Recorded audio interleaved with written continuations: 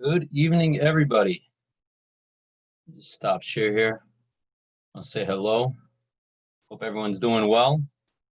Hello, everybody. Whenever I start, it's always awkward because normally when you start a class, people come in, you say hello to them, get yourself comfortable. Here it's like, I don't see anybody, but I see people joining. We have 23 attendees already, so awesome. I say 8:05. I think we've been doing this long enough. I'm gonna jump right in. First, I hope everyone had a wonderful weekend, a wonderful Shabbos. And I know we ended off the last Excel right before the weekend, so I hope you had time to appreciate what we learned and take time to play around with the practice, as well as just explore more in Excel, as I'm sure you're starting to appreciate the fact that Excel is infinite in its abilities. Well, almost infinite. We know one thing that's infinite. Everything else seems infinite. But Excel is extremely powerful, and as we go through these modules, I hope you'll be able to start appreciating that and start getting creative and start understanding how Excel works, and that you'll be able to leverage it with whichever dynamic, whichever way that will be beneficial for you. I know there was a lot of discussion about text, uppercase, lowercase. I'll show you how to do it at the end of the class, but that just goes to show how, I know even for myself, I get really familiar with the formulas that I need in my day-to-day work, in my business that I work in. And that's how I look at Excel. I look at Excel as, there's the basic functions and features and functionality that I need to know. After that, I just know that Excel can do it. So anything that comes my way, if I don't know how to do it, I normally just go to Google and say, how do I convert this? How do I do this in Excel? And because I know how Excel works, I just look at the formula. I'm like, oh, that makes sense. Let me try that out. And many times you could go on Google and you just copy and paste the formula and you'll have it in your sheet. And once you know how to do it, you know how to do it. And you just add that skill set to your toolbox there. So just keep that in mind as we go through this course. Whatever you're asking, whatever you'd like to do, you could probably do it on one level or another. But I'm just trying to keep pace with the content of the module and the course, because they do a good job of just focusing on the basics, on the building blocks of Excel that will help you explore and expand and really develop your own skill set using the Excel software. So with that in mind, let's go ahead. I'm going to share my screen in just a moment. Let me go ahead and then open the Excel. Okay, here we go.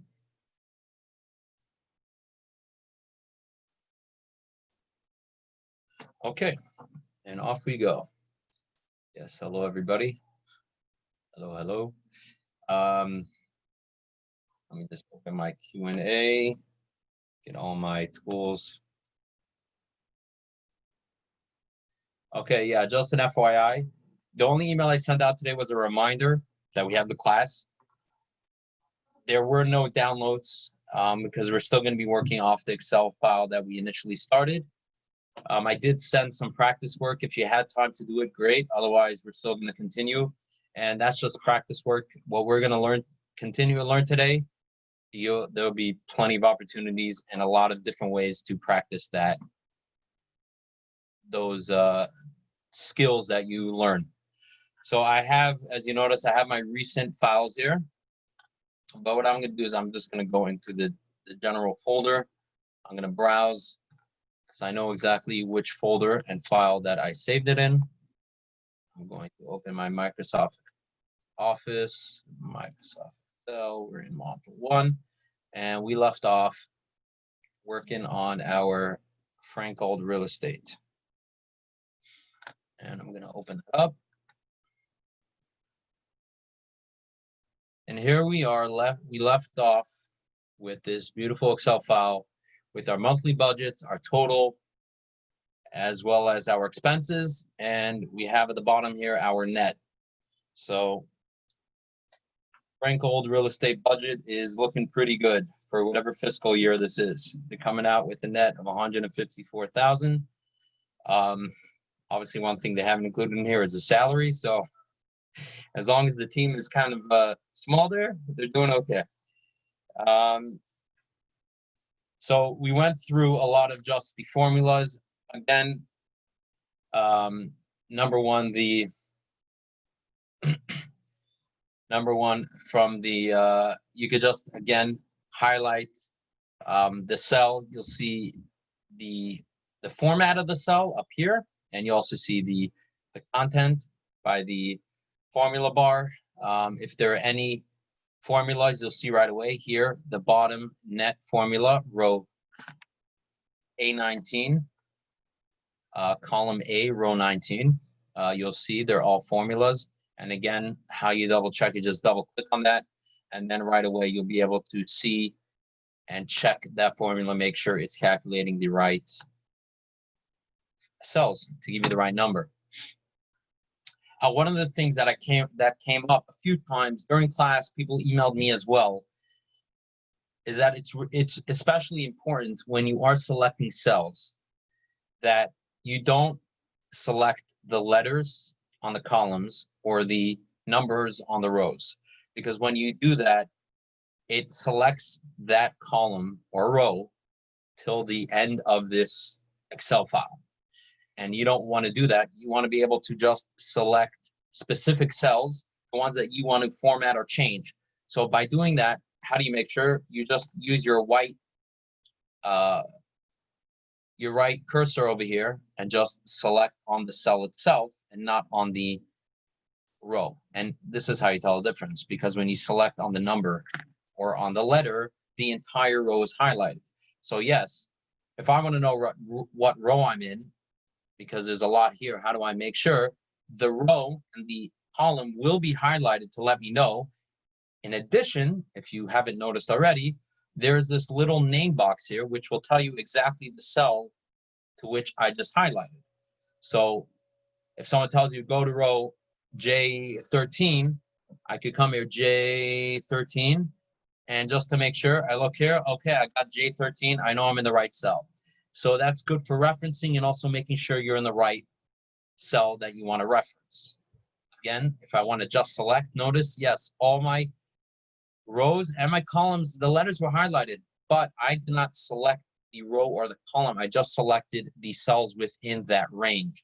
That is why it stops right before the total, because I don't want to select the total, I want to select beforehand.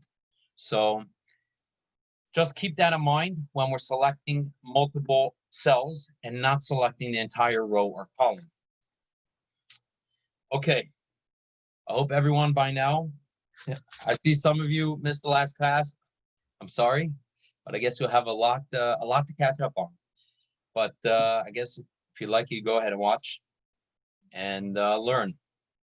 Okay, so we stopped right before we wanted to get into pie charts. Now this is just, again, this is just one type of chart that is available in Excel. And I'll show you how to do this, as well as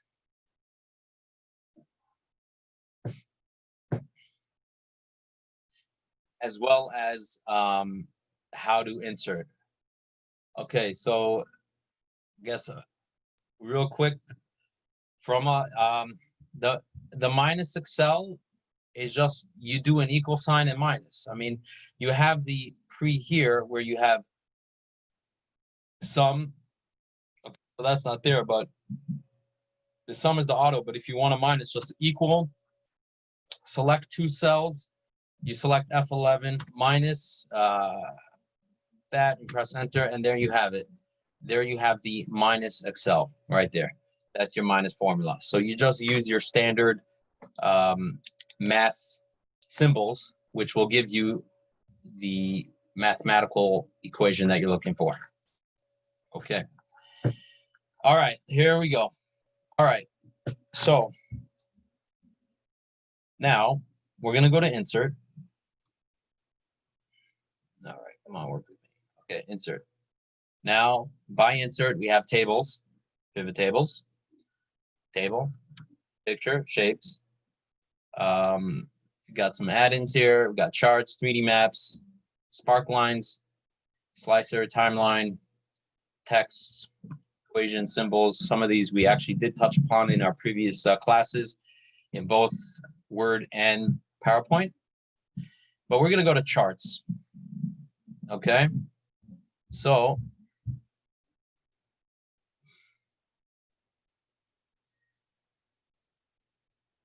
recommended charts. Okay.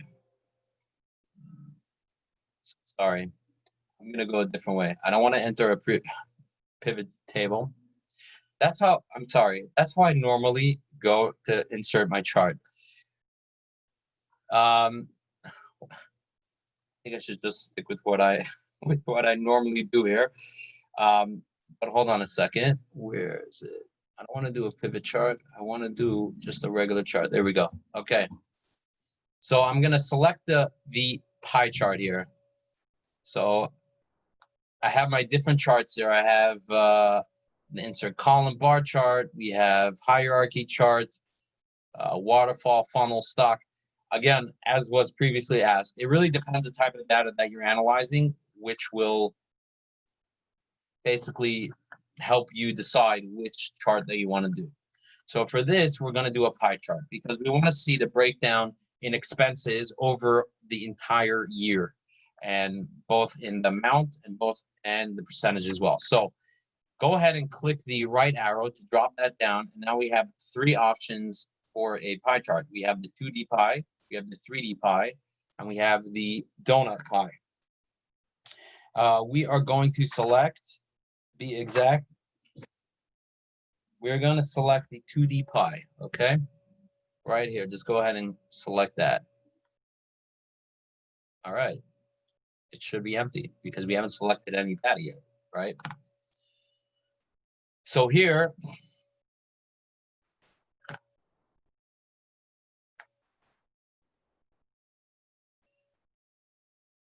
so after you've inserted that and you have it on your screen, it's just a blank chart, okay? So if I move away, it's just this empty chart that's not doing anything for me. So I want to add data into this chart, which is very similar to what we did in PowerPoint. The difference is that in PowerPoint, we enter the data after the fact. Here, we already have the data, and we just want to put it into a pie chart, okay? So I'm going to select on this, and once I select on this, right away, if you notice on top, I have my chart tool. So I have my design, okay, which again are very familiar. We have the change colors, we have the design, select data, change chart type, and then I have the format, which are all functions and features that we've used in the past. So now what I need to do is I need to select data, okay? So if you haven't chosen it already, we're going to go to design and we're going to select data. Okay, now here's my chart data range. Now, my chart data range is the selection of cells that I want Excel to, the pie chart to analyze. Okay, this is extremely important. So when I'm selecting this data, I only want to select the information that I want Excel to create a chart for. Because if I select a bunch of random cells, it's going to give me random cells, and it's not going to give me what I'm looking for. So when I am selecting the information, I need to make sure that it is the information that I want to analyze. Okay, so we have the legend entries and we have the horizontal. So we got the series and we have the axis labels, okay, which you'll see in a second what that means. Okay, so here, if you notice, I have the chart data range. Okay, I want to make sure my cursor is there because I'm going to now start selecting data that I want to be inserted into the source. Okay, now I see someone, I see Anonymous just mentioned that their data already got populated for total rent for each month.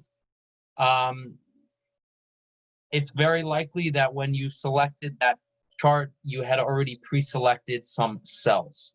That's what likely could have happened. What I would suggest to do is go to your select data and delete that so that you could choose new data to put into your cell, which is also important to be able to do. Because let's say you have the wrong data or you chose the wrong column, which we will go through. Okay, so now we have this chart data. I'm going to select. Now notice, you see here, I have my white cursor, and notice, look what it just did. Now, since we're familiar with formulas, I actually understand what this means, right? Let me translate. I have the sheet equals sheet. What is the sheet one? What does this mean? If you notice at the bottom here, this tab is called sheet one. So what Excel is telling me is that sheet one is the source for this information. Okay, if you don't have the same header or designs, just try to, I'm not sure, you should be able to insert somewhere, and it needs, that option needs to be somewhere. Okay, then, and if you notice here, by the way, it now shows me all the options: rent, utility, advertising, website, printing, office, so on and so forth. Okay, now I want to keep selecting. So now I've selected this row here, this column here, A9 through 16. But if you notice also these dollar signs, we'll get to that shortly. But if you notice, it's selecting A9 through A16. Then I want to select. See, notice what just happened. I didn't do something right. See if you could figure it out. I just went ahead and selected my last data. But what happened? I just lost all that information. Because what do I need to do? I need to hold control. Because when I hold control, it allows me to select multiple cells that are not next to each other. Okay, so I'm going to delete this information. Gone. Okay. Now I want to go ahead and select this, and then hold down my control button and select N through N16. Now notice it got both. So now my series one, and now I have, if you notice, on the axles, I got all of those different categories. Okay, so your data source should be looking like this. You have series one on the left side, and you have your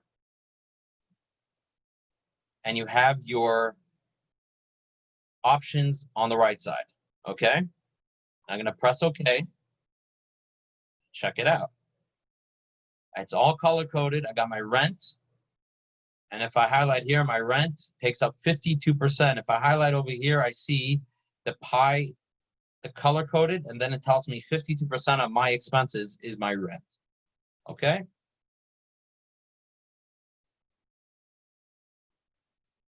Okay. I'm going to do this one more time. Okay. So if you didn't get it the first time, I'm going to do it again. I'm going to delete this. Boom. Done. No more pie chart. I'm going to start from the beginning. Stay with me. For those who have already gotten it, play around with it. Look at it. Highlight, see, play. Look at the highlight. Click on the different pie charts. You'll see that it's giving you more information that you don't have on your Excel. For example, the breakdown of the expense. Where do I see here that my rent is 52% of my budget of my expenses? I don't. But Excel is calculating that for you, and it's letting you know that. Okay, so here we go again. I want to enter a chart. So I'm going to go to Insert. I have my charts right here. So I'm going to select on the pie chart. I'm going to select on the drop-down arrow, the little arrow on the side. And I'm going to select on the 2D pie. Okay? Now I have a blank chart here. Now I need to make sure that I'm highlighted on it, because if I'm not highlighted on it, tongue twister there, then I will not get my chart functions and options. So I need to select on it. How do I know I'm selected on it? Because now I have my chart tools design and format. Once I have my design and format, by the way, if you don't have select data up here, you could also right click and you will have your options here. So now I will do a right click and select data. Once I select data, I now have select data source. Okay, so I want to select my expenses and I want to select my totals. Okay, so I'm going to first, with my white cursor here, making sure that the active part of my screen is the selecting data source for my data date range, and I'm going to drag that down.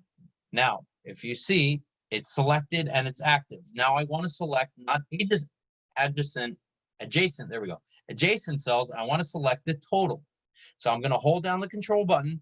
I'm going to move over to the N row and just drag it down up until the total. So now this is exactly what your chart data should look like. You have series 1 on the left side, which is the legend entries. And then on the right side, I have my axis labels, which is the categories for which I am breaking down. Okay. Once I have this, I press OK, and voila, I got my pie chart. So here we go. I have my rent, I have all my expenses for the year, and now I have also, it breaks it down for me and it shows me the different areas and breakdown based on the overall percentage, because a pie chart is going to give you 100% of a category, of a series. So out of the 100%, how does it break itself down? Whew. Okay.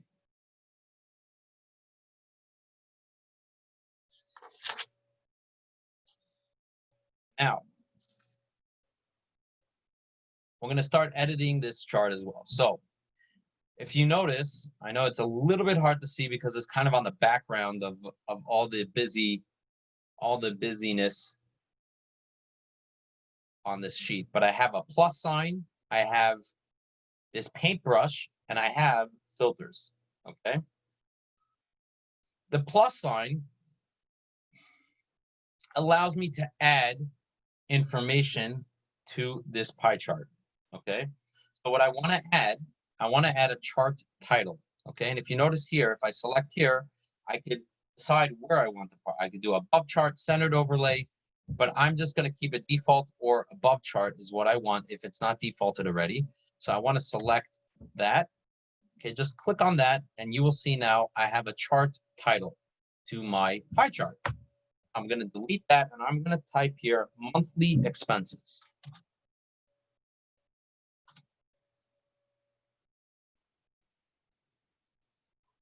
Okay.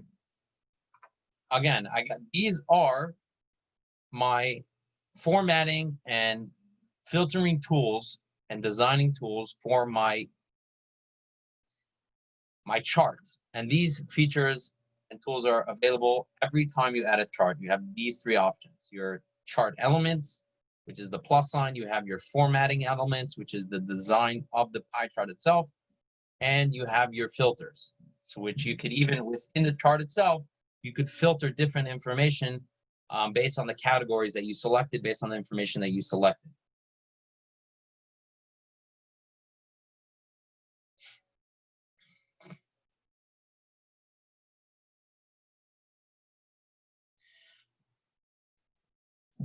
Okay.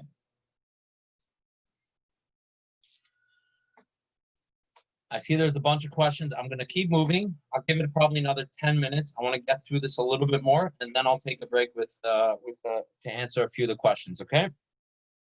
All right. So now, once I have the pie chart, I want to go ahead, once I have the title, so now I know the chart title is called monthly expenses. So anyone who was looking at this, they would know, oh, this is a pie chart for the monthly expenses. Now, what I want to do is now change the format, okay? So just like what we had in the previous PowerPoint, you could change the format, choose different styles. I want to choose style number 6. Okay, so 12, 11, 10, 7. There we go, 6. It's like a little grayed out over there. Go ahead and choose number 6, and right away you'll see that it kind of moved things around here. It moved the pie to the left, and now I have all my categories to the right. Okay.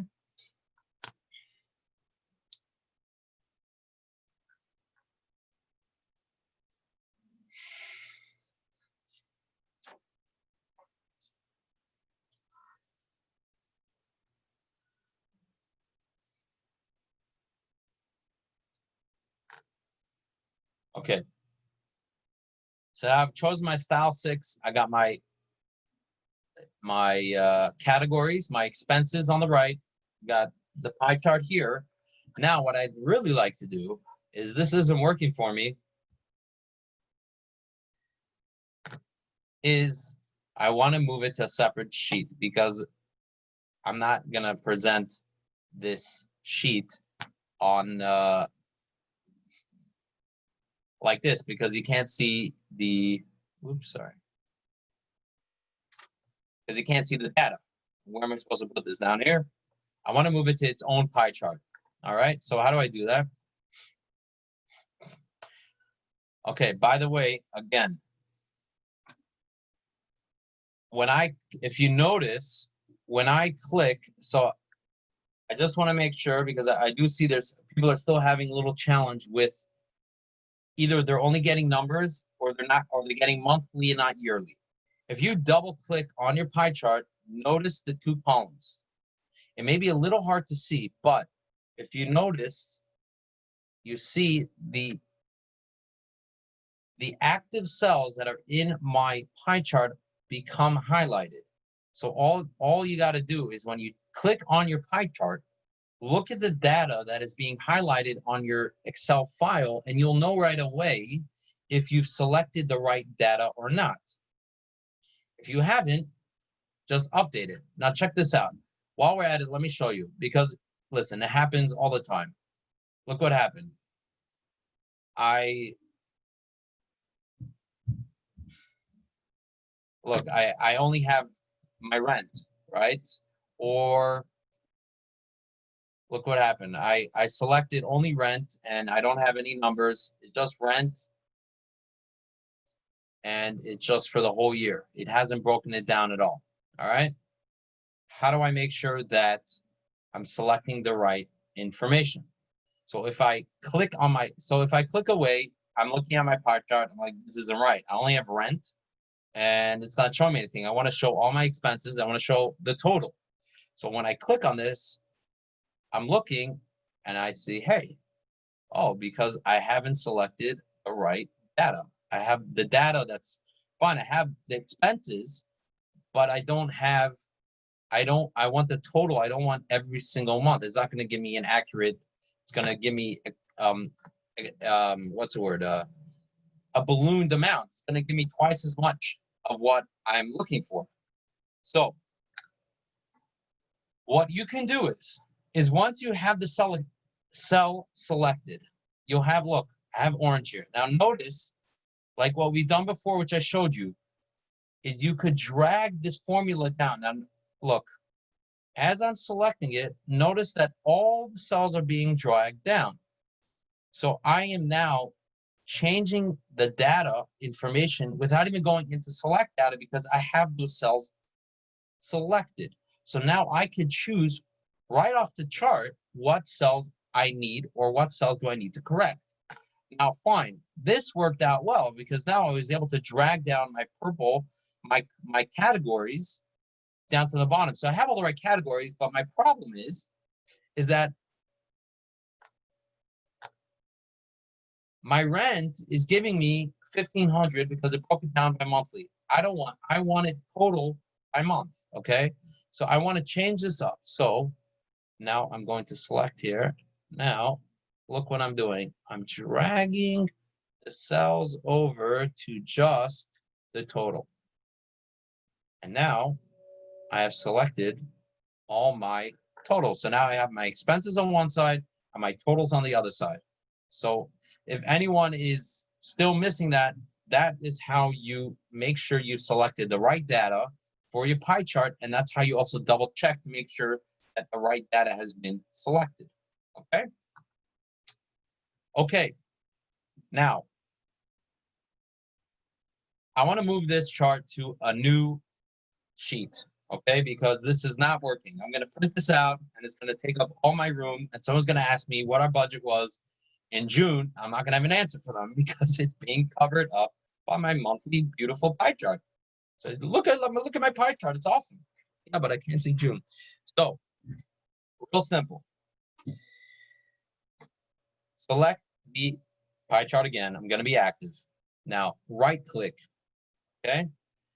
So I'm going to select again. I'm going to right click. So now I have all my quick actions there. I got cut, I got copy, I got reset, font, chart, change chart type, save as template, select data, move chart, sign, edit, format. Okay. What I'm looking for, what I'm going to select is move chart. Okay. Now, again, I showed you before, the name of your sheet is the bottom tab. That is the name of your sheet, the name of your sheet. And what's important to know about that is that that's how you keep track of your source data in your file. So when Excel is running a formula, and especially like what you saw on the data here for this pie chart, it's telling you it's taking the data from sheet 1. Let's say you have 20. We don't even have to do that much. Let's say you have five worksheets here, right? And you have a pie chart there, and you want to know where is the data being pulled from. If you click on that, you will see the first part of that summary, that format will tell you the source of that information. Okay, so now it's telling me choose where you want the chart to be placed. The object is in right now sheet 1, and there's no other sheets, so I have to now create a new sheet. Okay, so currently it's in sheet 1. I don't want it in sheet 1. I want to move it to a new sheet. So I'm going to select new sheet, and now it's telling me it's a chart 1. Okay, so I'm going to keep it in chart 1. I'm going to press OK. Now watch what happens.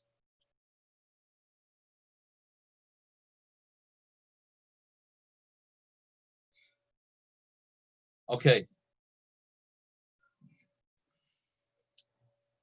Look what happened here. Now, if you notice, I mean, someone just mentioned they can't see my chart at the bottom. It could be covered up maybe by your Zoom. Maybe close the Zoom panel that it's blocking, because it is at the bottom of the page. Nowhere else to put it.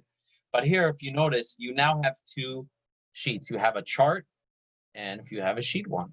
So sheet 1 now is clean. I got nothing here.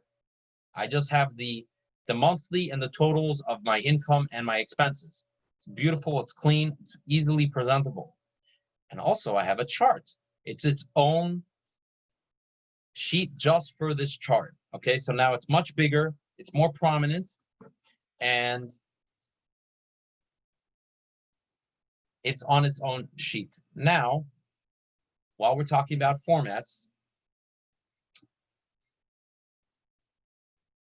again, if you notice again, you could read. It's all about understanding how Excel works. You look at top, you have equals series. Now, series is just the selection of this. It's referring to this pie chart. And now I see where this sheet is coming from. It's selecting from sheet 1, which is right here.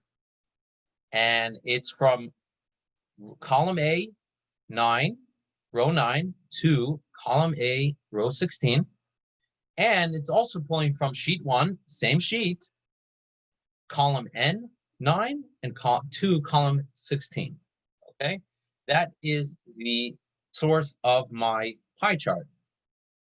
And that is how I see the reference, like, oh, okay, that is where I needed to be pulling from. Okay, now I have it here. And I think also, while we're at it, I always like percentages. So I want to add data labels as well. Okay, so if I add data labels, it gives me Excel. And then within those data labels, more option.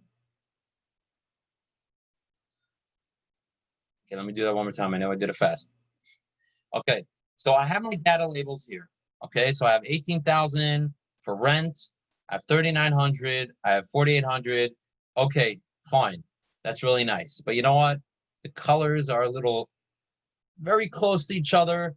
I want someone to see this and know right away just by looking at the pie chart what each slice of that pie is representing. So I'm going to go to, not format, I'm going to go to my data labels, and I'm going to select data labels, this little row arrow here, and I'm going to select on more options. Now, if you notice here, I have label contains. So I have all these other labels that I can add to the pie chart itself. So let's say I want to know percentage. So I select percentage and boom, right there, I can see right away, 52% of our expenses are going to our rent. Oh, wait, it's 18,000, but what is that? Okay, so now I have to go back here. What is this? Rent. What is this? What can I do? I can do series name. No, not series name, sorry, category name. So I have my category name. So if I have my category name, and then I have, oh, my rent is 18 grand and it's 52% of our expenses. Now, if you don't like this layout, which I don't personally, I don't like it. It's too busy. I like it a little more broken out. So where's my, there we go. Okay. I'm going to separate it. How do I separate it? I want a new line like this. This is how I like it. It's clean and it breaks it down really nicely, easy to look at. Now, if you notice here, each data set is giving me a new line. So my rent, 18 grand a year, 52% of my expenses are going to my rent. Utilities is 11% of my expenses, 3,900. Advertising is 14% of our budget. You know, say, you know what? Research shows that if you spend 20% of your budget on advertising, you'll have 10x on your output. Great. All right. So now we're talking. So what would that look like? How much more would 10% be? So how much more would 20% be on if 14% is 4,800? So let me show one more thing here, because there's also the label position. Okay, so right now here, this one's a little hard to see. So by the way, just like any other, you could, no, that's not what I want. You got to make sure there we go. Got to make sure I'm selecting it properly, and there. So I moved that out because it was hard to see. It was too much contrast between the black and the dark blue. I couldn't see what that was. And if you notice here, I have the leader lines. This basically shows me, oh, that it's to that pie slice of pie. So I don't get confused, especially if you have maybe even a smaller pie, or maybe your pie is a little smaller. You're able to select that option as well to show you. One second here, legend. Okay, so I'm gonna go back here. Hold on.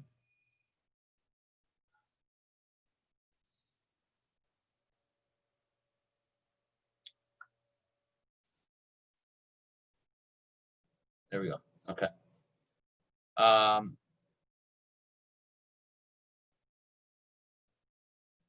So here, I could reposition. I could go to the center. I could do inside end.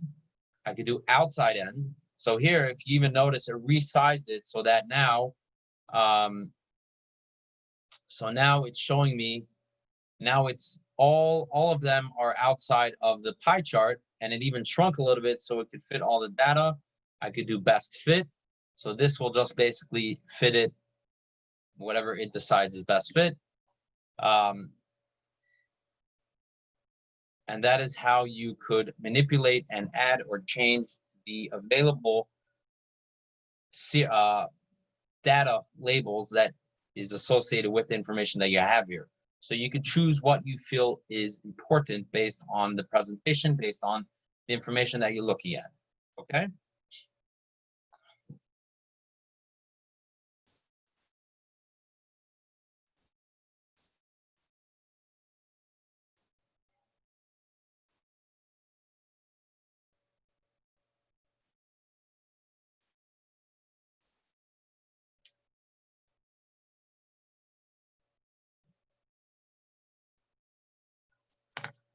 Okay.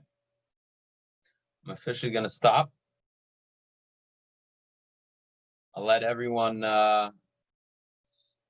catch up, or if you have any questions, if you're with me, awesome.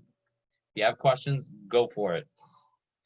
Because I know this is a lot, and it's really important to understand how it's pulling the data, what data is available to you. Because when you understand this, you'll be able to really leverage Excel in pretty much any way you want. All right, what do we got here?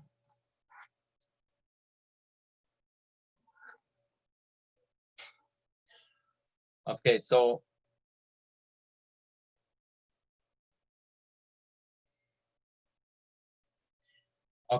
Beryl, so here with how you display your different options on your pie chart, or for that matter, any by the way, just for the record, everything that you're able to do on this pie chart, you can do on any chart.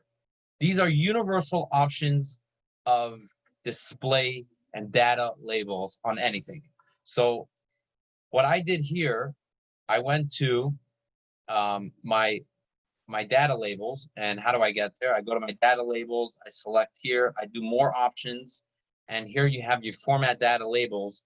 And what I did was, here on the separator right here, I have a choice. How do I differentiate between each information, each label? I could do a comma, I could do semicolon, I could do a period, I could do a new line, or I could do a space. I chose a new line. But if I did a comma, what happened? Sorry, I don't know why that didn't work. Let's try it again. Let's go here, more options.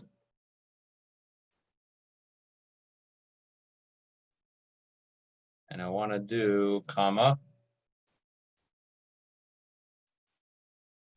I don't know. I'm sorry. I don't know why it is doing this. There we go. I think that's why. There we go. Now, there we go. Okay. So I wasn't properly selected on them. But here, if you notice, if I select comma, you'll notice that the labels are separated via comma, the different labels. If I do semicolon, that gets replaced with a semicolon. If I do a period, each point of label gets separated by a period. I chose new line, and that's why I was able to get it like that display.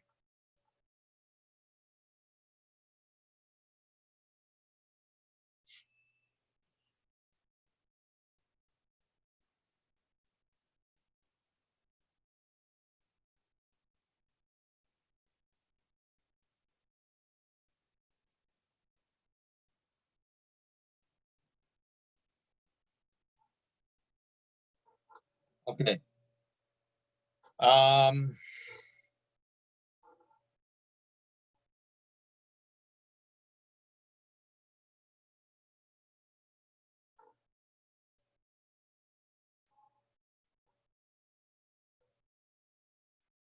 Okay, sorry, Naftuli, I'm trying to understand. Can you please remind me how you change in sheet 1? I'm not sure to what you're referring to. If you could maybe expound a little bit on your question, I'll be happy to answer it. Okay, hold on. Okay. I'm going to spend another 5 minutes, and then I'll show you a little more formatting. Okay, so again, if I want to insert a pie chart, I go to insert, I go to charts, I select 2D. Okay, so I go to insert, I go to chart. There, I'm getting a little creative here. Leave that. Sorry. Insert, chart, 2D pie. Okay. Now, if you notice, this, by the way, defaulted to all my expenses, all my categories, because I was already highlighting it. So I have January, February, March, April, May, June, July. And by the way, if you notice that it's no longer my rows, that it's not my expenses that it's showing me, it's the months. The reason is because Excel figured out that I have headers and I have rows. So my months are my headers. So it automatically defaults that to be my category. So I need to update that. Okay. So how do I update that? I'm going to go to select data. And if you notice, they're already pre-populated information because I was selected on that when I selected my pie chart. So I just got to remove it. So if you notice, all these are selected. By the way, if you notice all my rent, these are selected because it selected everything. I wanted to remove it all. So just remove, and now it's empty. Okay, all my information is empty. And now I want to go ahead and I want to go ahead and select. So I go select here, I press Control, select here, and now I have both the total tab and the expenses tab. I press OK, and there you have it. There is your pie chart. Okay. Oh, got it. Okay, Naftali, yes. Yeah. Okay, Naftali's question, which kind of should throw you off. It's a little annoying. If I zoom out, you see, the reason, because once the digits, they don't adjust to the size of the cell. So what happens is it's just too big to show. So it automatically turns into these funny symbols, which all you have to do is double click, and then it will automatically readjust the size of your column to fit the content of that cell. So it will do the best fit of all the cells. Or if it is like that, just zoom in and you will see slowly all those funny cells will disappear and you'll start seeing actual data in those cells.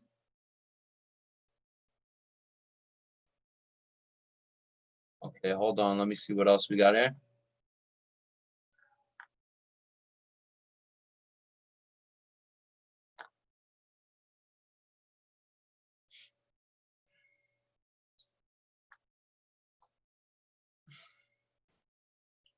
Okay, so Hani, I got your question is you subtract multiple numbers and playing around and can't get it.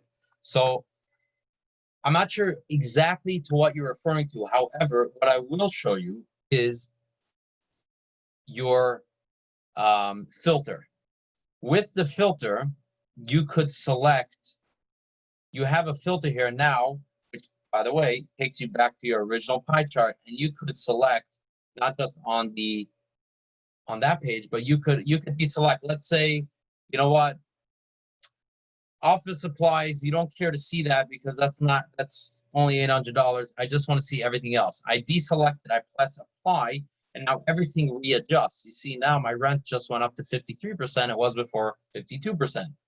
So this filter allows you to select only the categories that you'd like to see. If you're not seeing all the categories, or you can play around with it and decide what is relevant to you. I could deselect everything. I could select everything. I press apply, and that will just adjust accordingly to the information that I have selected.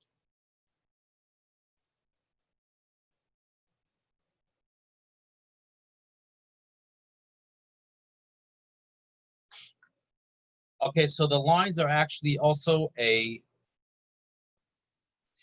okay, so Shira, the lines are actually one of the selections on your data labels. If you do data labels, more options, you'll see what's called show leader lines, okay?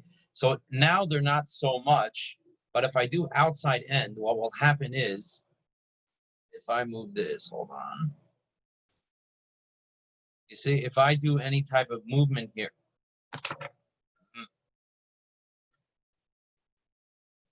if I do any type of movement on this,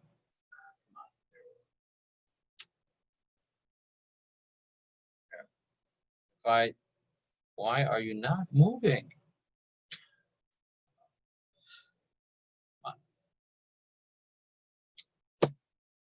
I don't know why it's not moving. I'm sorry. I'm trying to move it there. There. So when I move it, it will give me a leader line. And when that's there, I could, here we go. I could deselect. So if I do show leader lines, then I select it again. So then that gives me that option if it's really very like clustered together and I want it to have a clear path to the slice of pie that it's referring to, it's called show leader lines. So if I do any move or change it, it will then show that line there.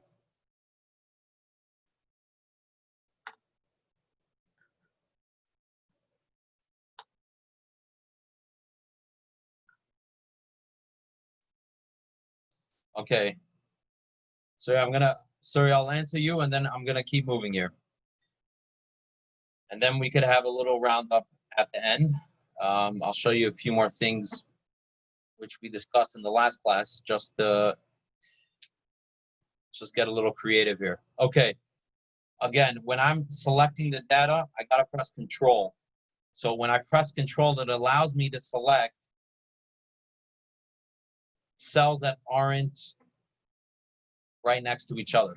Because if I just select, then Excel will automatically go and select everything that I'm hovering over. It's not going to know that I don't want everything in the middle. I only want the total. So in order to make sure I only select that, I do expenses, then I hold Control, and then I select the next set of cells that I want to evaluate and move into the pie chart. That allows me to select non-adjacent cells. Okay? Hope you got that.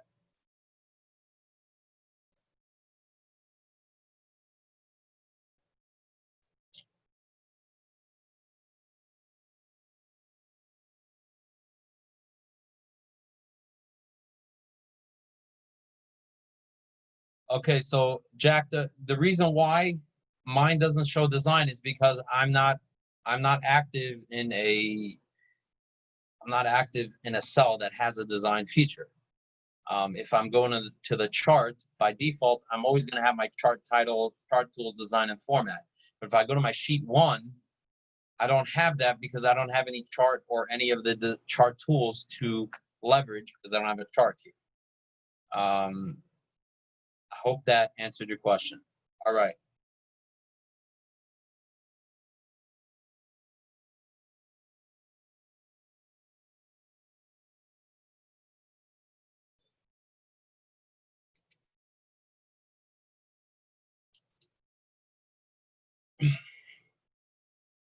All right. I'm going to move on. I know there's still a few more questions. I'm going to move on, and then we'll circle back with more. Okay. So now we got, however you designed it, however you played around with it, we have now this chart. Now I want to name the tab of the chart. Okay. So here, if I select, if I right click on that, I get some options. Okay. So I'm going to select on the chart, on the tab itself. And I have insert, delete, rename, move or copy, view code, protect sheet, tab color, hide, select all sheets. Okay. I want to do a rename. Okay. So rename right away, it goes gray and it shows me a cursor. So I'm going to press delete. Okay. So I want that blank. And I'm going to type in monthly expense chart. Okay. Monthly expense chart. Okay. Just press enter, click away, and there you have it. You have now named your chart monthly expense chart. So now, if you were to look away, now it's not just a chart one, you know what the chart is, which obviously is very handy when you have multiple sheets and you don't have to jump between each sheet to see what information's on there. That's extremely important to do on your workbook. Okay, so now I want to go for the sheet monthly expense chart. Now I'm going to go to sheet 1, select sheet 1, and I want to rename this called monthly finances. Okay, so I'm going to rename again. I'm going to click on it. I'm going to right click, get my quick tools there, rename, and I'm going to write here monthly finances. And you could actually just start typing and it will delete what is there previously, and just write monthly finances. Okay, press enter, and there I have it, monthly finances. Now I want to change the color of this tab so that it stands out a little bit, differentiates it from my chart. So I'm going to again right click this tab. Now I have this tab color here. What I want to do is I want to select the last column there, green accent 6. I'm going to select that, and there I have it. That's green. So when I select here, notice this goes dark green. And how do I know I'm selected? Because now it's a lighter color and the name is more pronounced. So that is how I know that I've selected on the monthly finances versus the monthly expense chart. Okay?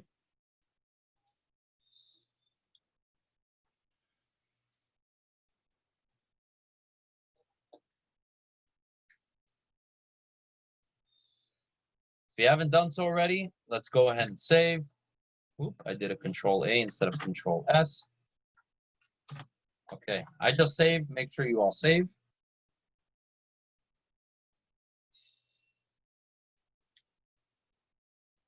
Let me just make sure here. All right, again, just go ahead and right click on your tabs to get the rename function here. Click on rename and just type the name for the tab. Okay. So that is how you name each sheet that you have on your Excel file. So now we're going to move into a little bit of some printing options, because printing is really important when we're talking about Excel. And also you want to make sure that all the information that is on that Excel, all the information that's on this Excel file gets printed accordingly. Okay, so I'm going to go to File, and I'm going to go to Print. Okay, and of course the shortcut of print is just Control P. So here I have my sheet. Now notice this is the default. It's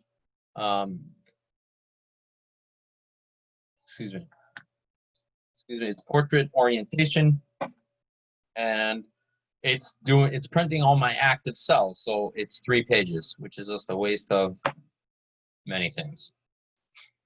I need this all on 1 page. So if you notice here, we got a bunch of different actions. Number 1, print active sheets. So this gives you a few. You have print active sheets. So an active sheet means, it's not just active sheet means you have data inside, but not just the sheet itself. It's also going to print the active cells as well. So on that sheet, any cell that has information on it is going to print. Okay? So when I say print active sheets, it's going to take that singular sheet that I've highlighted, and it's going to print all the active cells on it. If I select print entire workbook, that will select all the information on this Excel. Notice I have a pie chart, and then I have the sheet for that information. Okay, and that's, of course, if you want to print everything on your workbook, but there are multiple sheets, so you don't have to go in and print one and then go back out and then print another sheet and then cancel that and then go into another one. You can print the entire workbook all at the same time. Now, print selection, if you notice, is blank because I don't have anything selected. But this way, let's say you only want to print 1 table on your sheet. Let me show you. Here, I just want to print income for January through May. Okay, so I'm going to do Control P. Now, print selection, it's only going to be for what I highlighted. However, at the same time, I could just deactivate that, and now I have print active sheet, so it removes this selection only, and then now it looks for all the active cells on the page. Now again, since I had initially selected the selection, it's still there, but I don't want it. I want to make sure that I'm printing the active sheet. Okay. Now here's my portrait orientation. It's default to portrait. I want it to be landscape, so it's wide, more room for data.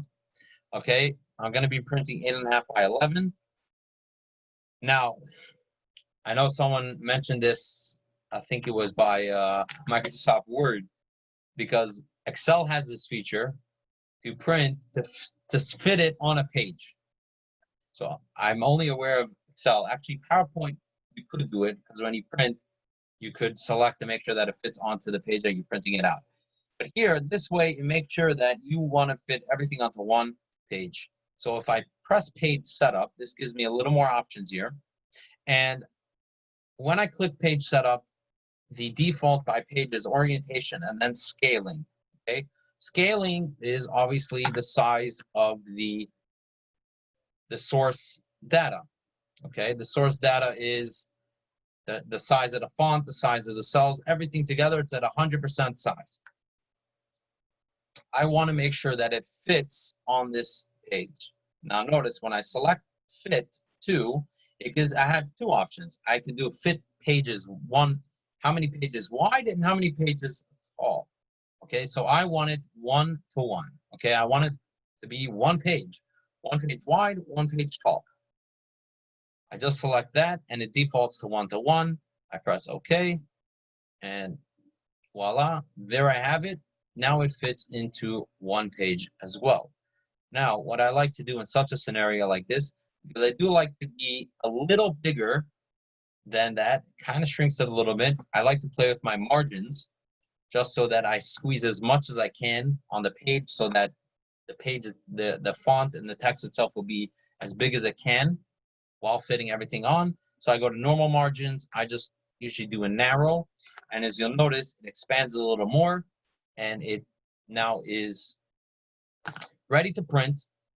And for those who have printers, go for it and print. Please print, and you'll see how it comes out. Make sure it comes out nice and exactly how you wanted it to print. And of course, under this circumstance, I could go ahead and say, you know what, let me print my entire workbook. Now that I've set it up, I have my monthly expenses here with my pie chart, and then go ahead right here. I have my, there we go. Then I have the data to support my pie chart by monthly, and I'm ready to make my presentation and show Frank Gold Real Estate how they're doing based on their income versus their expenses. I'm gonna go ahead and save.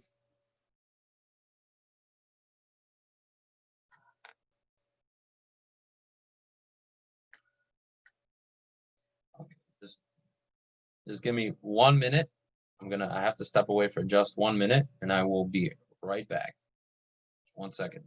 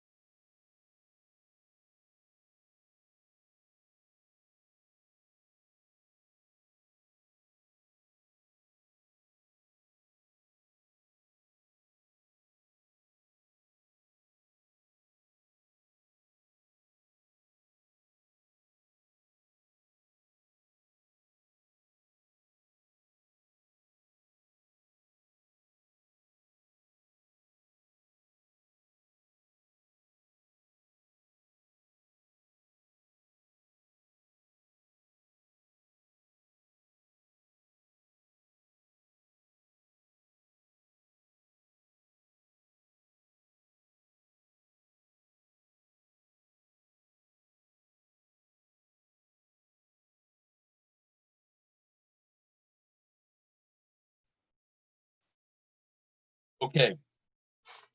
All right, I see there's a few questions here. Okay, so Galaxy S10 Plus. To change, just right click the same way you renamed it. You press the right click, you have a tab color. Just when you hover over that with your mouse, you'll be able to get your theme colors, and you could select, I selected green, you could select whatever color you want. Once you select that, your tab will be a different color.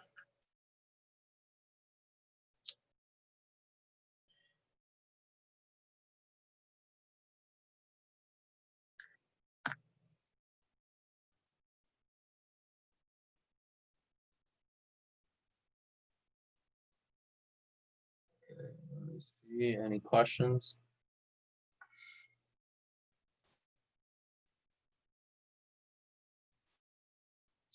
Okay, so Anonymous, you're asking about the if when you change your margins, they were not centered anymore. I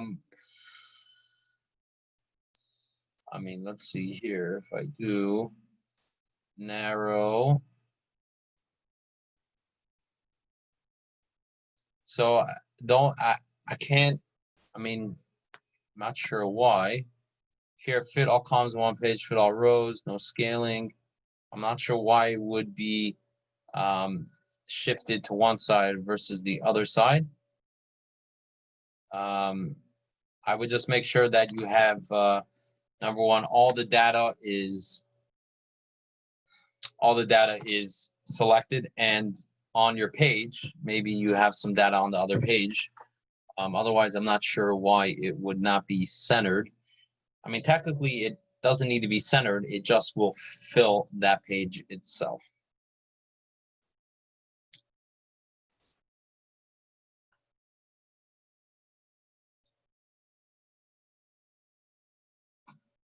Okay, let us move along here. I'm going to go back. Now,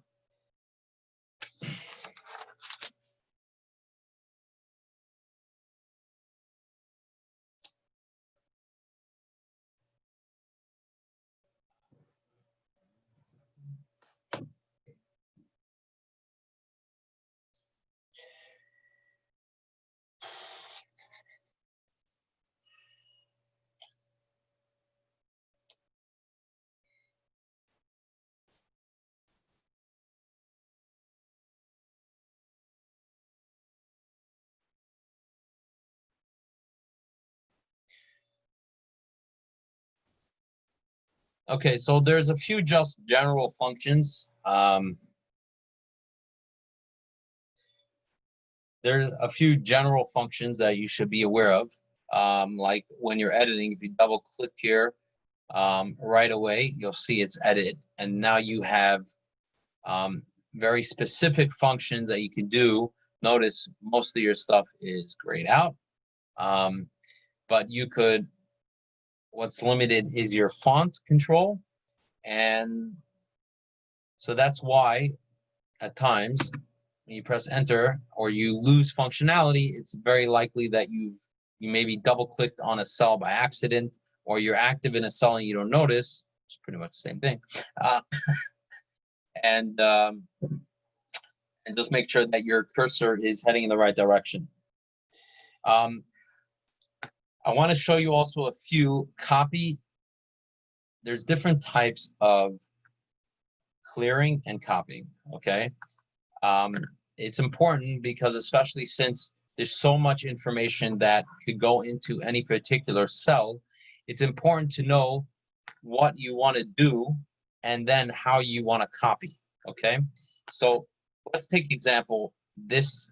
Let's go to cell H17, okay? H17 is a number, but in truth, that number is an equation, okay? So if I Control C that, right? Okay, now that's highlighted. Now let's say I just do Control V or I do paste, right? I just press enter, okay? Watch what happens. It's 20,000. Why did it do that? Because what I did, I copied the formula. So all it did was just replicate the formula, and now it's just has the same exact many cells and rows as it was calculating before. It's just lower on the page. So now it just continues calculating. But let's say I don't want to, let me clear all that.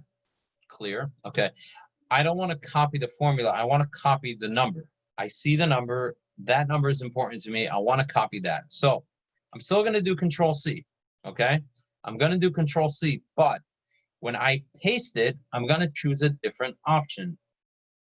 Okay. So when I right click, don't press enter, right click, paste options. Here we go. Okay. So I have a bunch of different options to paste. I have the paste, which basically general paste. If I do Control V, what it will do is it will replicate the formula and the formatting and everything in that cell exactly as it is. So notice the border around that cell, the calculation as well. It is replicating everything. Okay. Now here, what I'm copying is just the formula. Notice it's still the formula, but I'm removing any formatting. So it's no longer a dollar. It's no longer a dollar figure. There's no comma anymore. There's no green formatting or any type of special font. No bold. There's no box around it. Nothing. Okay. Now formula and number formatting. So here, it's what it's allowing me to do. It's including the formula and it's including the formatting, the number formatting. So it's still sticking to my dollar sign that I had initially there, and it's copying the format or the cell, which is a calculation of that cell. Here you have keep source formatting. So this is exactly how that cell is, everything from the source, from the formatting, the way the font is, the color of the font is, the type of borders around it, everything is exactly the same.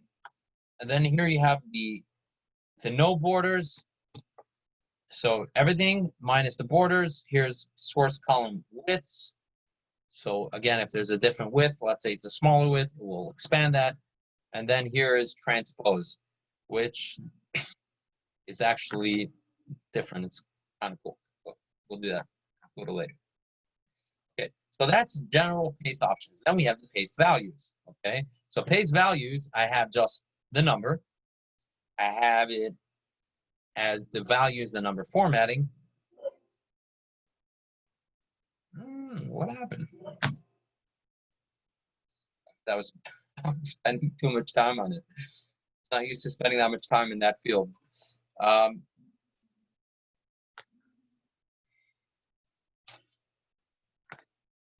So let me go back there. Okay, so let's do this again. So then I have the paste values, which are basically, so the difference is now it's only focused on the value of that cell. So it's no longer looking at the format or the formulas in the cell. It's looking at the number. Okay, so the number is the value. So it's 3,475. So now I have just the value. So notice there's no formatting in that. It's not a formula and it's not a dollar sign. It's just the numbers. I have the values and number formatting. So again, it is only looking at the numbers that are there. Okay, and then I have just the numbers. So this again is the value and source formatting. And then I have, of course, other paste link and those things. But what I want to do is I want to go ahead and just select the number itself. Now what happened was the default. So here, as I said here, it's telling me values, but I want to keep value and source formatting. So I want to keep it as a dollar sign. So here's another way. I do Control C. And the default here, I just want to do the value. If I just do value here, it gives me just the number. And then I want to turn it to currency. Boom, I have it now currency, and then is my number. So notice there is no formula anymore on that cell. If I look in the top on my formula bar, just 3475. If I click here, look, it's still the sum. If I look here, it's just a number. So that's why when you're pasting, it's really important, because watch this. This is all formulas. If I do Control C and I just press enter, look what I got. 1,500. How did it get there? Let's see. Because it just replicated my formula. So if I go up again, watch, will all be errors. Hold on. Is it? Yeah. So now it's still at 1,500. But I don't want to do that. I want to change the formatting. So I want to do clear all. Okay. Now I want to copy and paste the net. So I'm going to do Control C, and I'm just going to copy it here. And what I want to do is I just want to go ahead and copy the formulas, and there I have it. Now these are no longer formulas, these are numbers. And now let's say I want to copy the formatting, the number formatting with the design, just not formulas anymore. I select, come on, value and source formatting. So look, these are now just numbers, exactly what's above. The only difference is behind the curtain, because here it's just a number, but here it's a formula. Okay, so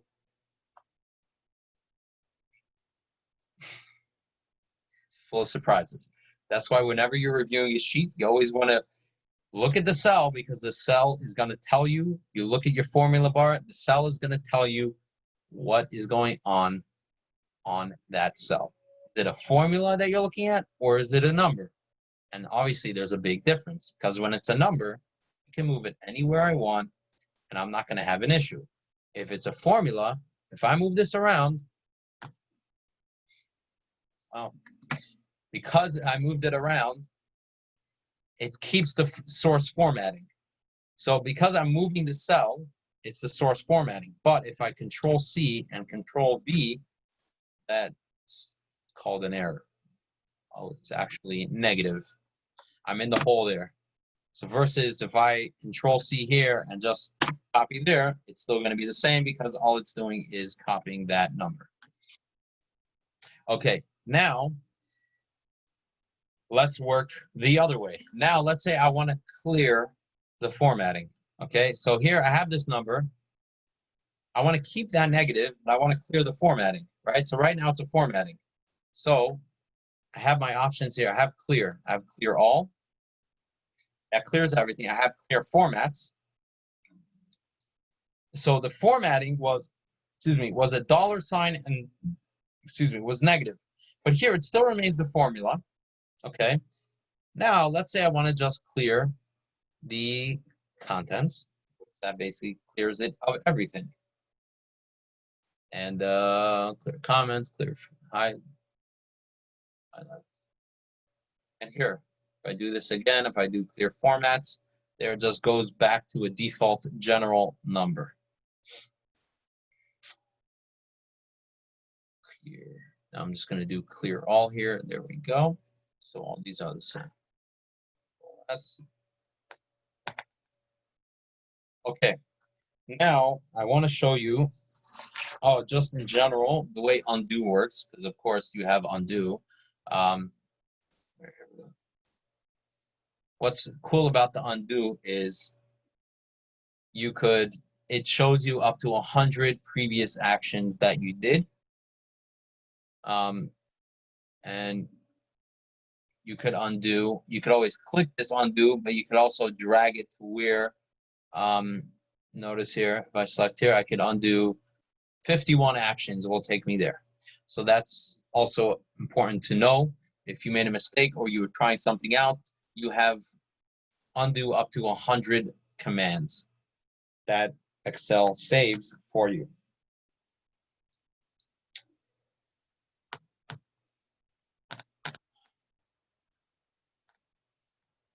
Okay, now I want to show you another option here.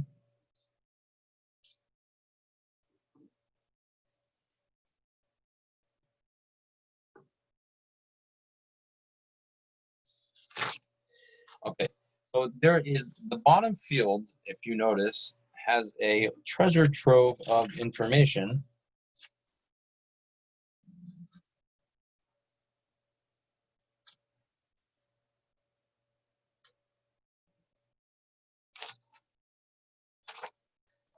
Sorry, 1 second. Anyway, I don't know if it's too early, but I think it's really important anyway. Okay. Okay. Now, so it's nice to have all these formulas and you have all these things, but you know what? I spent all the time. I have this beautiful monthly expense chart. So it's showing me on the month everything. But let's say I want to know what's my average amount I spent in July. Average amount. Okay, so I could spend a really long time adding an average and a cell and a formula, or if you notice, I have all these little things happening down here, okay? This little status bar, okay? So for me, I have the average, I have a count, I have the max, and I have the sum, okay? So you can add and remove your options, okay? So what I am asking of you is to add your sum amount, okay? So sum is whatever you highlight, it will calculate the sum if it's applicable. The maximum is going to show you what the maximum amount is. And while we're at it, we could also do the minimum. And you have an average, okay? Those are all right there, and they're going to be automatically calculated as you highlight your cells, which are extremely important, especially, let's say I want to know how many cells are active here. If I look at the bottom, I have a count. I have 15 active cells. Look. So instead of going like this, 1, 2, 3, 4, 5, 6, 7, 8, 9, 10, 11, 12, 13, 14, 15. You get my point. So how many active cells do I have? 15. Okay. What is my total expenses from January to May? Let's see, you can do it 2 ways. Total expenses. Let's go. You can do it. 17,000. That doesn't make sense. Actually, it does. 17,000. So I was looking here, sorry. So let's say, what is our net worth for the first 6 months of the year? So January through June, 70,000. My max amount was, my best month was 15,825. My lowest month was 9,125, and my average monthly net is 11,675. So that status bar is extremely helpful, especially it helps you glance through data very quickly and just to see different highlights or different points where you don't want to go into heavy calculations. You just want to, you're reviewing it. You just want to see, what's my January to June?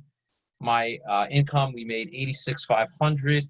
And, a total, we're talking 87,1 for the first 6 months of the year, especially if you have maybe you have from 2 years previously, and you just want to do a quick comparison without any heavy lifting. Just, drag over, and you'll see right away what those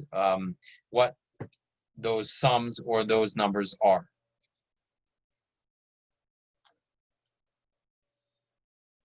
So the status bar is right under. I don't know if you can see my status bar. It may be covered by the zoom control options if you haven't hidden it, but it is the bottom layer of right where you zoom in and out on your page. On the left side of that is your status bar functions that you could select. And again, if you just right click on that bar, you will see customize status bar, and you will have all these options here that will be active when applicable. So here you have average, count. Again, count is cells, by the way.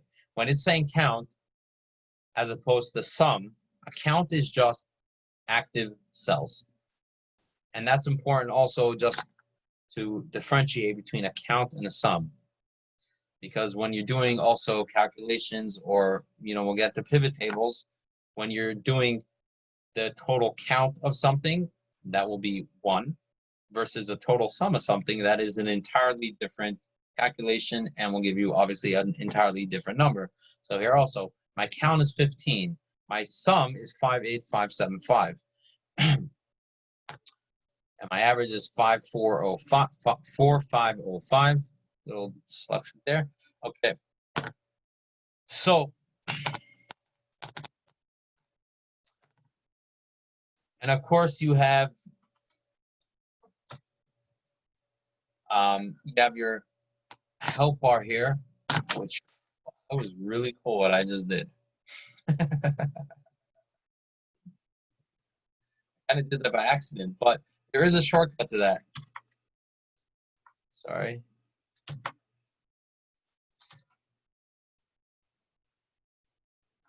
I did a shortcut to that. Okay, I did not want to do that. I'm not doing that again, because I'm not prepared to show that, because it's a lot of moving parts. I'll show that by the next class, sorry. But the point is, that's, by the way, formula auditing mode, which we'll discuss. That's how you get to it, where you see all the formulas on the page so you could audit them, make sure that they are doing what they're supposed to be doing. Okay, so I'm not sure if you're having trouble customizing it.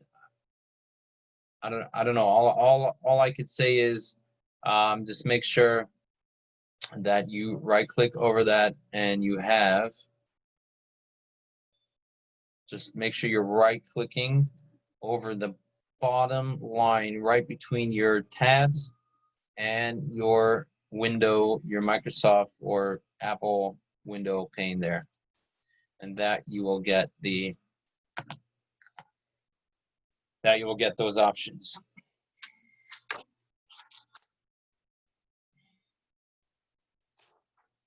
Okay.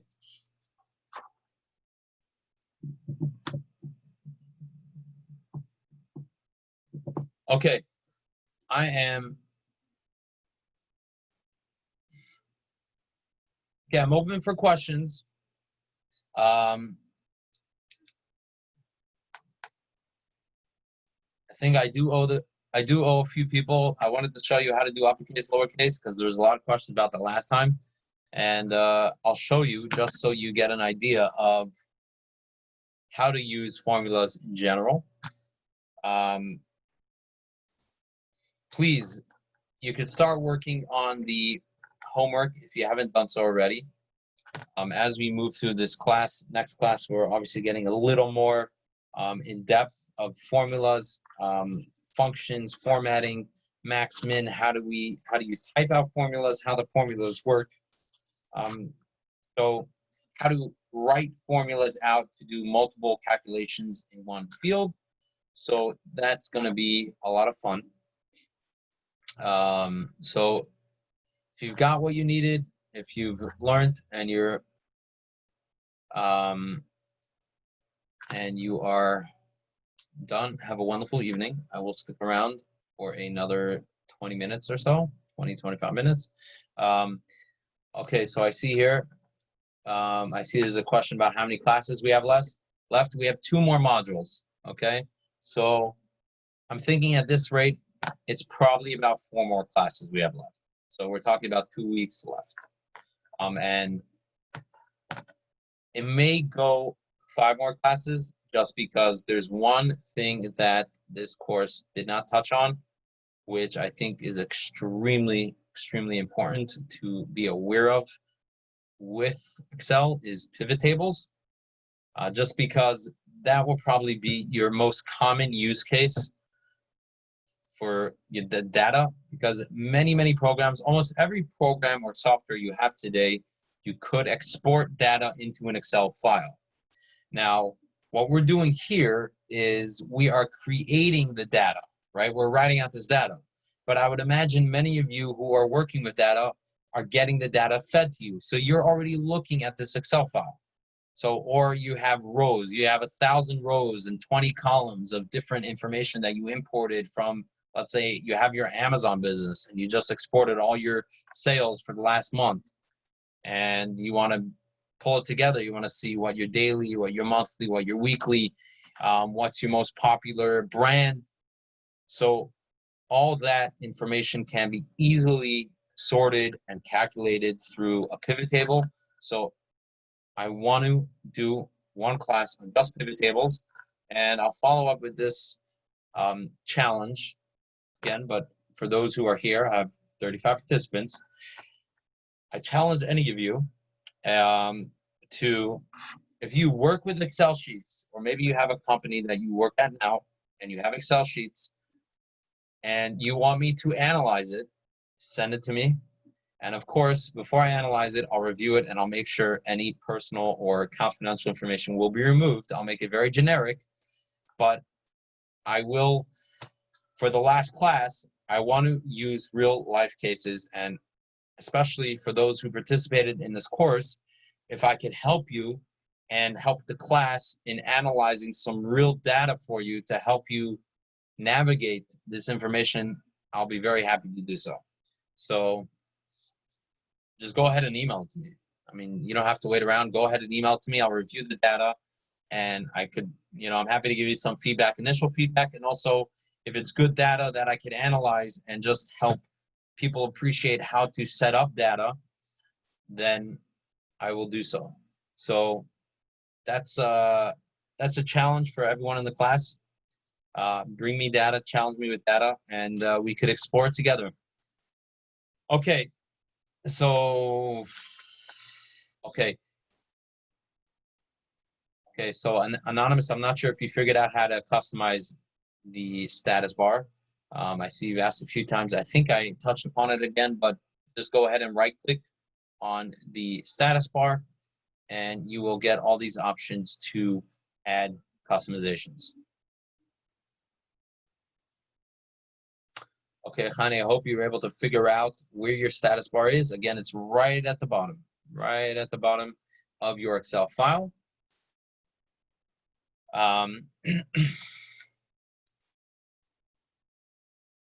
Okay.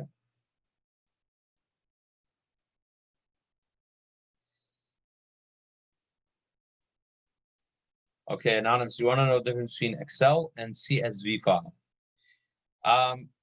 I'll be honest, I have to look up what exactly CSV stands for, but it's the difference between the data. CSV files are what are usually used for like a data dump. It's a standardized format for data that can be imported into pretty much any software that reads it. So here it's called comma separated values. Okay, so it is the way you would import data into a program that will read it and sift through. So it's separated universally, so it knows how to differentiate, and then it creates columns or rows. That's basically the difference of it. But right now we're focused on Excel files.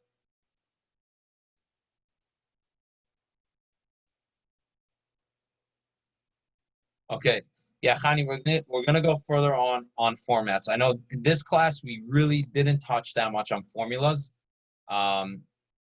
Here it was just more, getting the feel of data entry, basic data entry, simple auto sum formulas.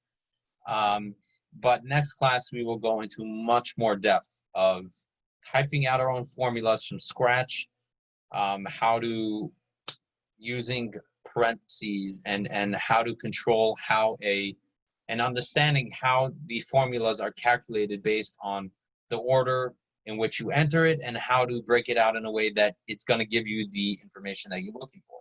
So yes, we will go much more in depth in formulas in the next coming class.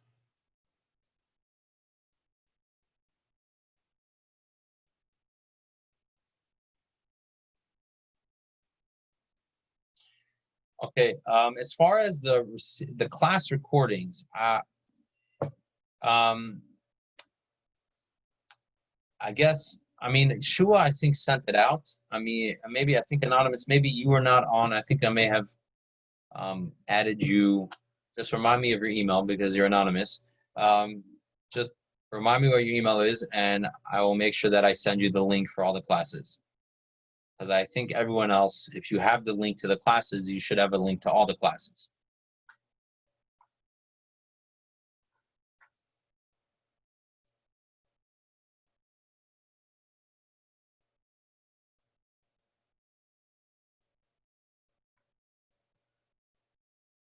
Okay, so Jack, you had a question about you want to insert the 2D pie and was not able to get design on the top header. Okay.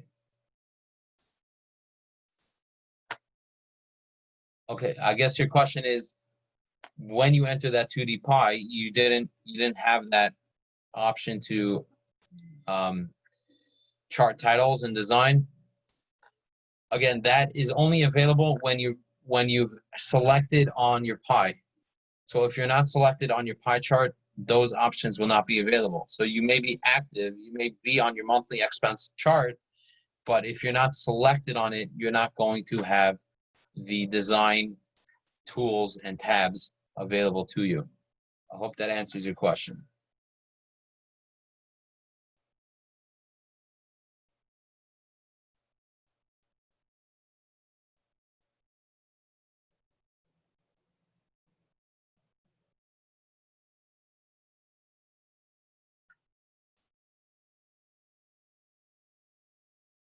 Okay, I guess, Khani, while I'm at it, so you're talking about custom sorting.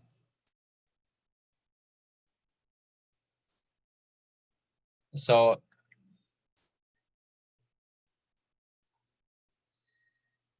if you sort here, you do custom sort, expand, because this will expand the selection. So I have all the sorting here, but here, let's do a sort here. I'm gonna do a sort, which is basically a filter. Now, based on this, I could sort by color. So once I have my filtering options, I could do filter by color, number filters. So I have a lot of different options on how to filter. If you want to sort by color, you just select the sort, which color you want to preference. If I want to do the light green, then the light green will be on top. If I want to do the dark green, then I click on the dark green, that will go on top. Actually, that I just filtered. I don't want to filter by color, I want to sort by color. So just remove that filter. Maybe I jumped a little too far. I don't want to get too into it, but I hope that in the very least that maybe answered your question for what you want to do right now.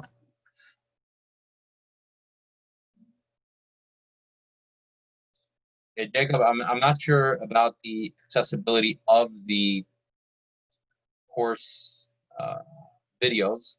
I mean, I could find out. I don't know if they're going to lock them or maybe they'll be available afterwards. I'm not sure exactly how long or available those courses will be.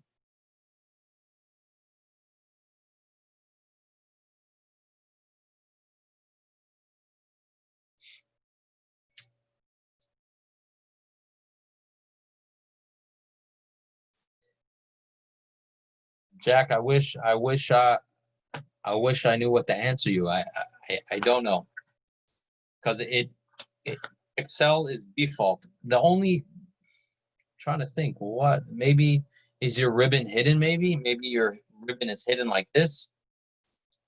Could it be like this? Maybe that's what it is. Maybe if you're selecting here, is your ribbon hidden so you don't have any options? And then if you just maybe show tabs and commands, then you can see it. Maybe that's the reason why, because if I just do show tabs, or I just do auto hide tabs, I only get my tabs when I select, and then I will see it here. So again, if you are selected on your pie chart, you automatically will be getting those formatting ribbons. So I don't know. I don't know.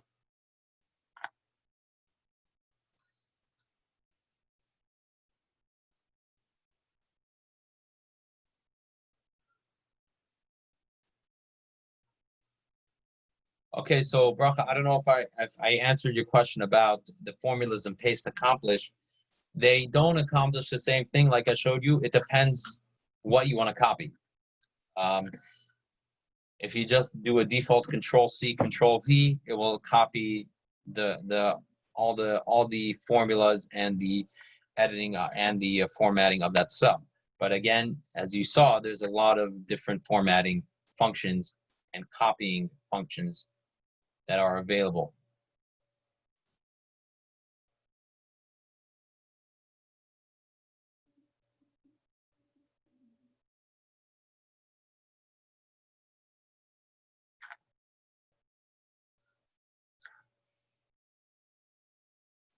Jack, I'll try one more time with you. After that, I don't know what more. Hopefully just keep playing around with it. I mean, I'll show you the steps and hopefully you can replicate that. I don't know if you are missing something, why. So I go to charts, I select on 2D pie. Okay, and there I have my pie. If I deselect, then my pie is there and I don't have any top, but when I select on it, I automatically get my design and my formats. I also have my design and formats with these little tabs here. So again, I don't know more than what you're looking at. Hopefully by just copying those steps, you'll be able to get access to your ribbons and your or your design and your formats.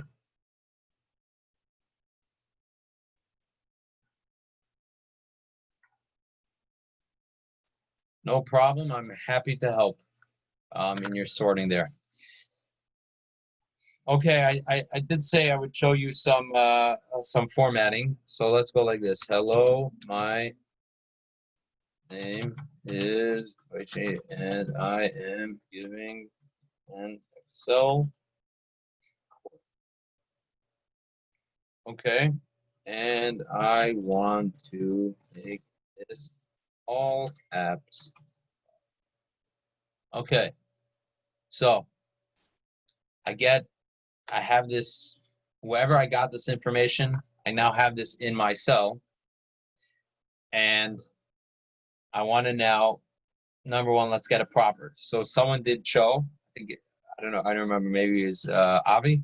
I don't remember who showed it last week, but here's an easy way to convert this into just a regular sentence with proper grammar. The capital being the beginning and everything else being lowercase. Just do equals and I type proper. And by the way, it figures out right away that what I want to do, it says converts a text string to proper case, the first letter in each word to uppercase and all other letters to lowercase. Now I need to select a cell to which I am performing this on because it needs to know where to go. So all I do is select there. And now what happened was I did not select the cell properly. So in order to get that active, I want to select and I do an open parentheses, and now that activates my selection tool now. Now it tells me I need to select text, okay? So I'm just going to select there. Now you see it's highlighted, and that's the active cell. I'm going to close that parentheses, and there you go. Hello, my name is Maishi, and I'm giving an Excel course, and I want to make this all caps lock. Now notice there are no text there. It's all here. So if I went to change this word here, watch, it automatically gets changed. I don't know why I did everything. Oh, maybe because I didn't put a period. Let's see if I put a period. No, let's do it again.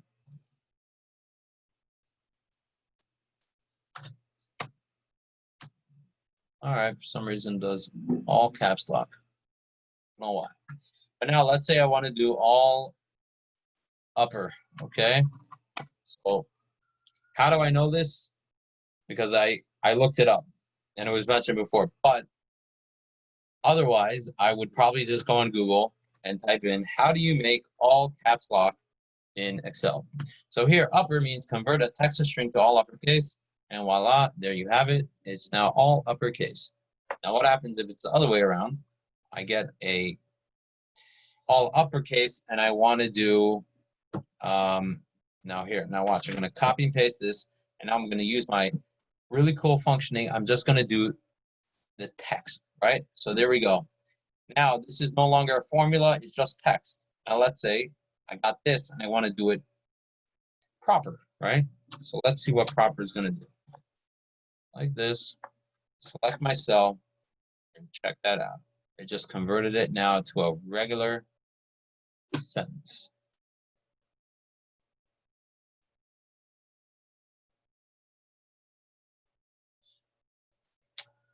Okay, that was just a few of the things that were touched upon last class. I figured I might as well. It was brought up a few times. That's how you just do those few formulas: proper, upper, and lower.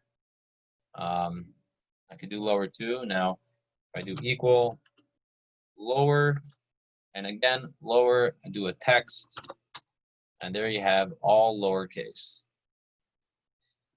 That's how formulas work in Excel. You tell it what to do, and then you select the cells to which you want to activate that rule in, and it does it for you. I'm going to go ahead and delete this sheet. Excuse me. I'm going to see, okay, so Beryl, let's see what you have a question here. So, okay, some more. For some reason, my bottom blank zoom bar is covering the bottom of your Excel page. So, you can see part sheet. So let me go like this. Let me see. I don't know if that may be a little better. Maybe if it's not, okay. So hopefully that, maybe that's a little easier for you to see my bottom page there. And here so you have your monthly titles, and then here, look, here, this is my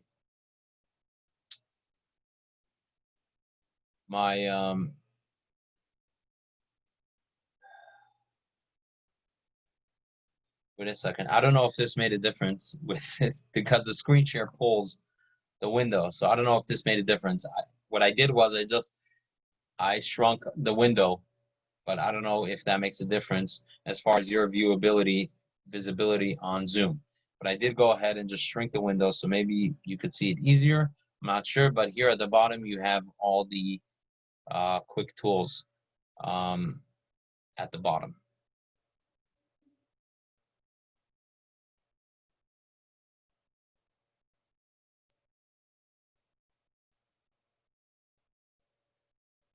All right. Okay, Beryl, happy you were able to see that. Happy to hear. Happy everyone. Oh, sorry. Let me, because I there. Now you can see it. Sorry.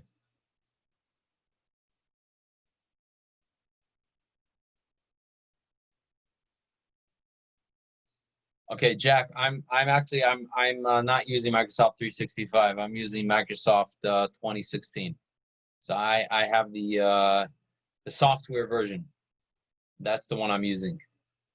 That makes a difference. But all the most recent version, Microsoft 365 should have all these features and functions available to you, unless maybe if you're using the free online version, they may have, I didn't actually do any research on what functions are missing, but that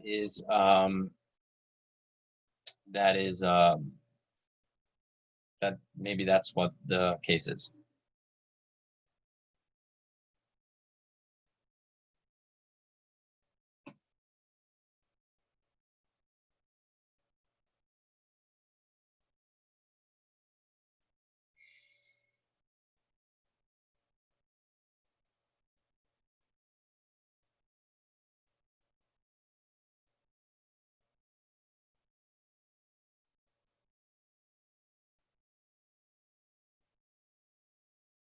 Okay, that's a wrap.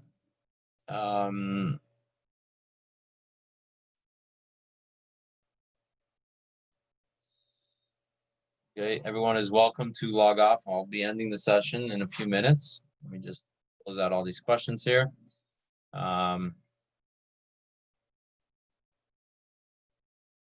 so you know what? Kind of let me help you out a little bit there, knowing that we're already wrapped up here.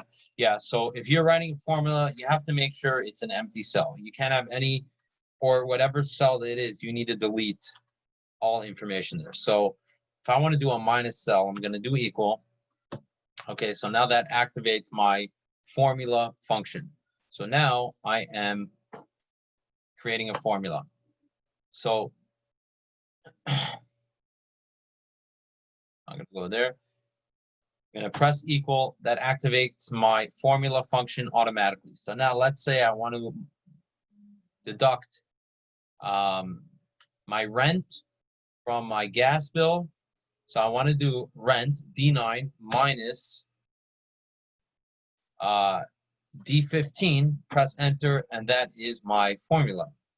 So if I highlight that, I will see that this minus this is this answer, okay? Now, I don't have to do it based on cells. I could just do it here. I want to know 365 times or minus 100. And now, since it's an accounting formula, it's 265. Now, because I don't know what that is, if I look up here, I see my formula. Oh, it's 365 minus 100, and that is the formula I'm getting. So I hope that at least gives you the basics to how to create a formula with minus. And then once you get that, you can just pretty much apply that anywhere you would like.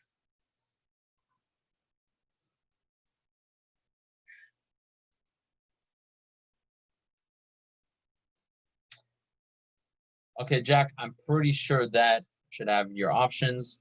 I would suggest maybe another option would be maybe just close out save it, close it out, and then open it back up. Maybe sometimes, that works.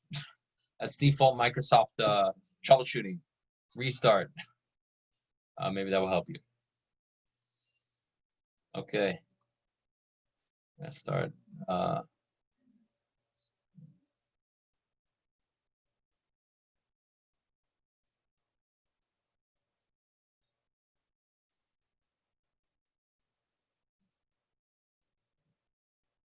Okay, so I see there were a bunch of questions about the pie charts. I'm guessing that since there were no one's asking new questions, I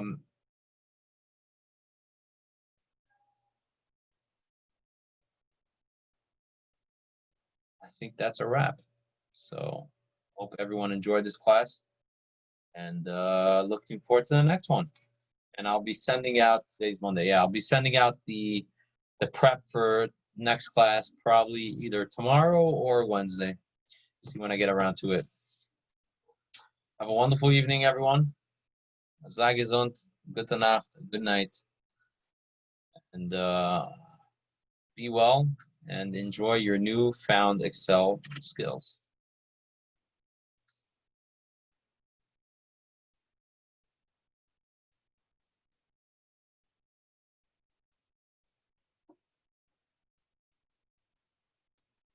Okay, so Hani, that we're gonna discuss next class, or begin that discussion. In the next module, we're gonna discuss how to break down, especially if you're doing multiple cells and you want to minus multiple things. I'm gonna show you how to do that methodically and how to do it in the right way that Excel is properly calculating or deducting based on what you want it to do. So there's different rules, how to use,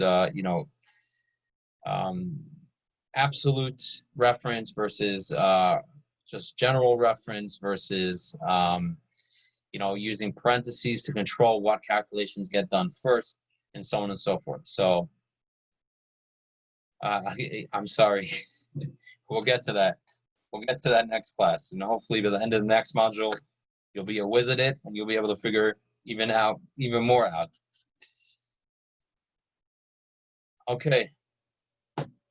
Have a wonderful evening. Again, Jack, I'm really sorry about the limitations you're coming across here with your Microsoft Office suite. My next suggestion would be just go on Google, maybe type it in, see maybe if there's some feedback or suggestions or some research, some Q&A on people experiencing that challenge of missing that information. Otherwise, make sure you save. Have an awesome evening.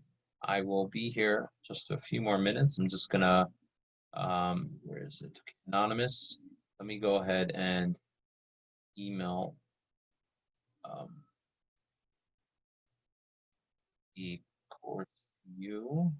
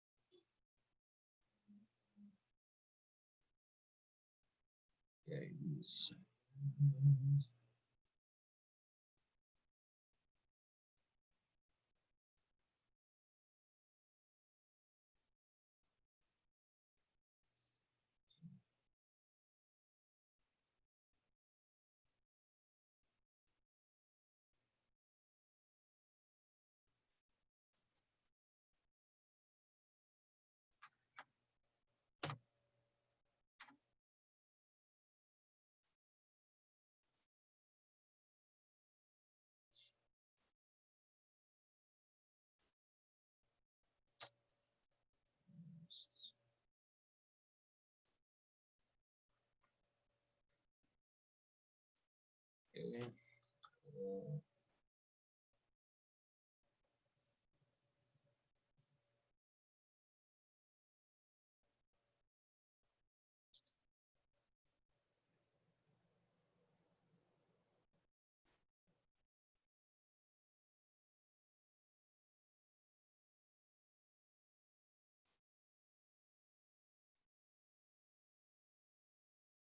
Okay. All right. People are still hanging out here. All right. Have an awesome evening. I'm gonna end this class now. I'll get stop share. All right. Have a good night.